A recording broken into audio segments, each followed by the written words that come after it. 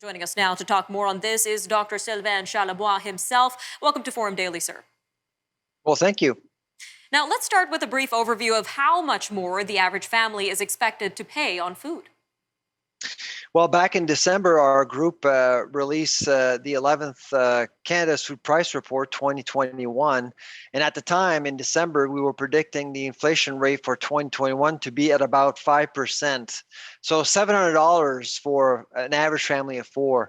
And that's basically what's going on right now due to weather patterns and, of course, COVID, which is the other added wild card this year.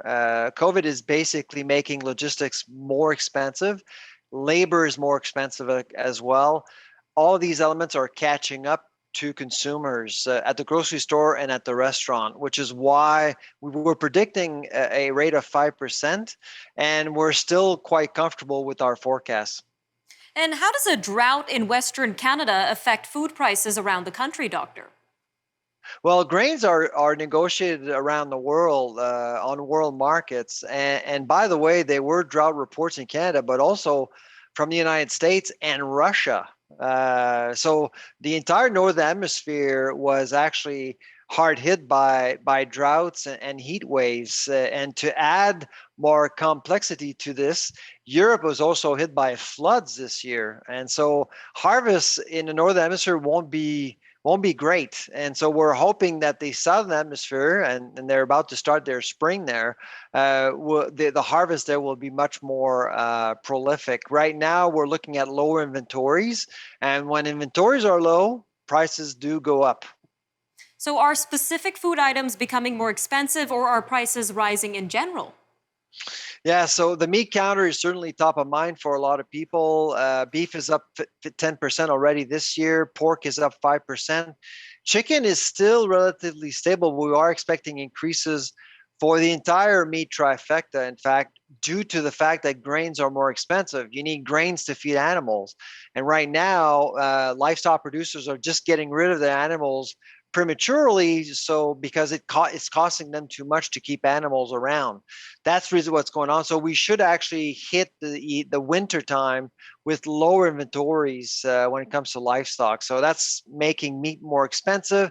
The center of the store where there's a lot of processing are paying more for the ingredients. So they're gonna have to adjust their prices they charge to distributors, the companies we buy food from. And you also mentioned that changing package sizes and shrinkflation are also an issue in tracking inflation. So, can you tell us a little bit more on this and what exactly shrinkflation is?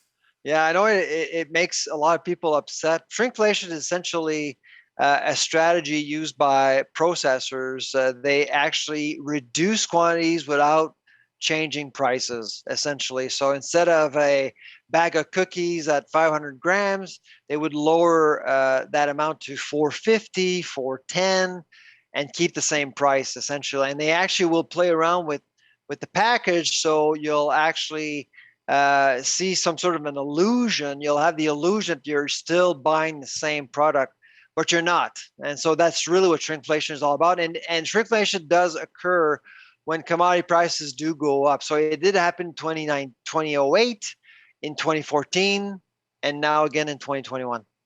And I guess the big question here is this a temporary issue, Doctor, or are these price increases here to stay? Well, if you're hoping the prices will drop, think again. You just have to work a little bit harder to get some rebates. In fact, there's something that we noticed since the start of COVID is that there are a lot of unannounced, unadvertised discounts out there. So if you take the time to visit more than one grocery store, you could actually save a lot of money. But we're not expecting prices to drop.